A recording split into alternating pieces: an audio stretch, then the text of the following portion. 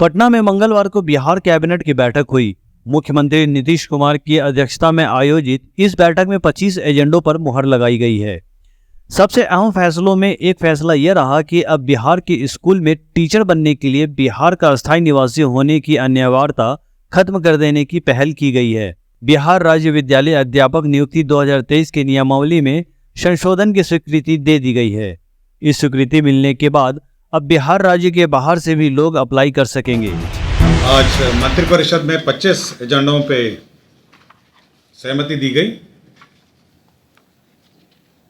सर्वप्रथम शिक्षा विभाग का प्रस्ताव पर मंत्रिपरिषद में स्वीकृति दी गई, जिसके अंतर्गत तो बिहार राज्य विद्यालय अध्यापक नियुक्ति स्थानांतरण अनुशासनिक कार्रवाई एवं सेवा शर्त संशोधन नियमावली 2023 है, जिसके अंतर्गत वर्तमान में शिक्षक बहाली की प्रक्रिया चल रही है, उसमें एक परिवर्तन किया गया है। पूर्व में जो नियमावली में प्रावधान था कि केवल बिहार के निवासी ही इसमें अपना आवेदन दे सकेंगे, उस प्रावधान को संशोधित करते हुए अब भारत के नागरिक इस के अंतर्गत अपना आवेदन दे सकेंगे। इसका मतलब बिहार छोड़ के अन्य राज्यों के भी जो अभ्यर्थी हैं, जिन्होंने पात्रता पूरी कर ली है इस नियमावली के अंतर्गत, वे इस परीक्षा में भाग ले सकेंगे।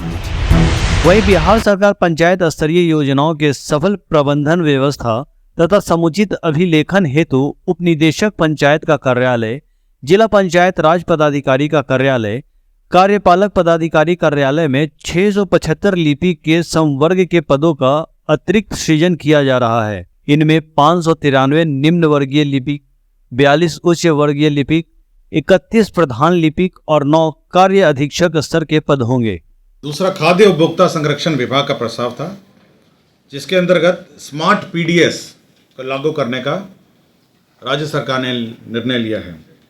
आपको जानकारी होगी कि स्मार्ट की जो पीडीएस कार्ड है, जो जन वितरण प्रणाली का कार्ड है, उसका प्रयोग कोई भी जो धारक है वो देश के किसी भी पीडीएस से अपना खाद्यान्न ले सकते हैं, ये प्रावधान था। तो इसी को लागू करने के लिए जो स्मार्ट पीडीएस व्यवस्था है, सॉफ्टवेयर है, और जो इसकी पूरी एंड टू एंड कंप्यूटराइजेशन है, दुकान से लेके कस्टमर तक, उसको लागू करने का निर्णय लिया है।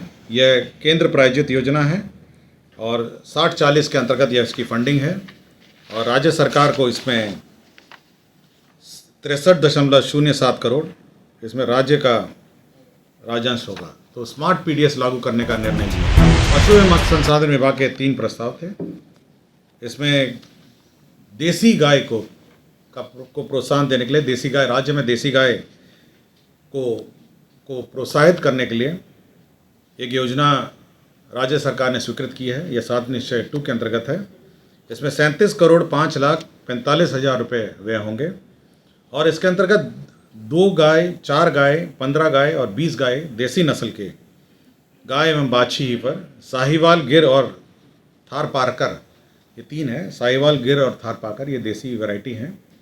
तो देसी गाय में अनुदान दिया जाएगा। राज्य में जो मीठापुर में जो रिसर्च सेंटर है, अनुसंधान केंद्र है, मत्स्य अनुसंधान केंद्र, उसको निर्माण के लिए 54,35,31,000 रुपये की स्वीकृति दी गई। राज्य में मत्स्य विकास को सुचारू रूप से चलाने के लिए जो अभियंता हैं विभाग के, उनकी शक्तियों में परिवर्तन किया गया है। सहायक अभियंता पहले 1 लाख तक तकनीकी स्वीकृति देते थे, अब 25 लाख तक स्वीकृति दे पाएंगे। कार्यपालक अभियंता 3.5 लाख का था और 50 लाख तक तकनीकी स्वीकृति दे। इसके अंतर्गत जो विभिन्न फसलें हैं बागवानी के, जो फल के, उनमें अनुदान का प्रावधान है। अनुदान की राशि थोड़ी बढ़ाई गई है विभिन्न कैटेगरीज में और इसके अंतर्गत अनुदान कुछ जगह 75% किया गया है, कुछ जगह 50 किया है। इसमें मुख्यतः जो 35 और 50 पहले अनुदान दिए जाते थे, उसको बढ़ाकर 35-40 में 15 एवं 10% की वृद्धि हुई। तो अनुदान की राशि में वृद्धि हुई है। मुख्यमंत्री नारी शक्ति योजना, जो पालन घर हैं विभिन्न कार्यालयों में, अब 35% महिलाओं को आरक्षण दिया है। बड़ी संख्या में महिला कर्मी हमारे कार्यालय में हैं। तो हर कार्यालय में पालन घर के स्थापन के लिए जो आवर्ती व्यय है वो 3,16,440 रुपये होगा और अनावर्ती व्यय है जो 5,36,428 रुपये। तो कुल मिला के 52,868 रुपये ये पालन घर विभिन्न कार्यालयों में जो महिला शक्ति नारी शक्ति योजना के अंतर्गत पालन घर की का संचालन और इसका अनुदान जो है महिला विकास निगम संचालित करता है।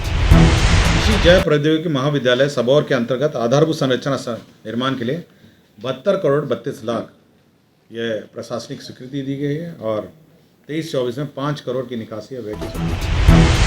राज्य में पर्यटकों के लिए जो 3 5 स्टार होटल निर्माण किए जाने हैं, अशोक पाटलिपुत्र अशोक है, आपका बांकीपुर बस स्टैंड है और तीसरा आपका सुल्तान पैलेस है। तो आपको याद होगा पहले इसकी स्वीकृति दी गई थी और इसी को काम आगे बढ़ाने के लिए जो आइडा एक्ट है, आधारभूत संरचना विकास सामर्थ्यकारी इनेबलिंग संशोधन अधिनियम 2023 पास हुआ था। बजट सत्र में ये अधिनियम पास हुआ था, तो उसी के आलोक में ये पीपीपी मोड में ये तीनों होटल का निर्माण हुआ।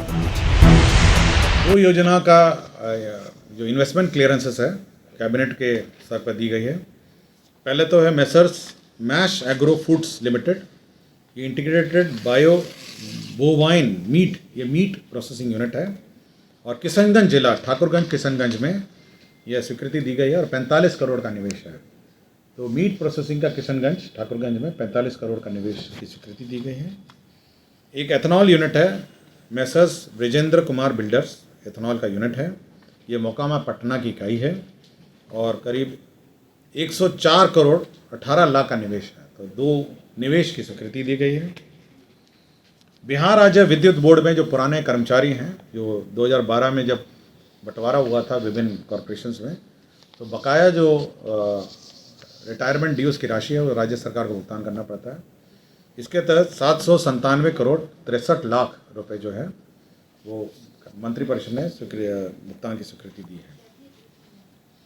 दूसरा एक निर्णय हुआ है जो माननीय उच्च न्यायालय के आदेश के आलोक में है, जो विभिन्न मुख्यालय के थाने, जो पटना के थाने हैं, उसमें बड़ी पुरानी गाड़ियां हैं, जो जब्त गाड़ियां हैं वो पड़ी रहती हैं, कुछ सड़कों में पड़ी रहती हैं, कुछ थाने के अंदर पड़ी रहती हैं और कुछ आप देखते होंगे जगह जगह पे रखने की जगह नहीं है। तो माननीय उच्च न्यायालय के आदेश के आलोक में पटना के मौजूद दुजरा दियारा थाना में 18 दुजरा दियारा थाना है, दियारा क्या कहीं है, करीब 18 एकड़ ज़मीन जो है यह गृह विभाग को आवंटित की गई, मेरे ही विभाग को आवंटित की गई है और इसके अंतर्गत इन सभी जो जब्त जो वाहन हैं उसको वहाँ रखे जाएंगे, उनको कंप्यूटर में एंटर किया जाएगा और जब रिलीज़ होना होगा वहाँ से रिलीज़ होगा। तो एक हिसाब किताब इन्वेंट्री रखी जाएगी और सभी थानों, किसी भी थानों में अब ये जब्त वाहन नहीं रखे जाएंगे।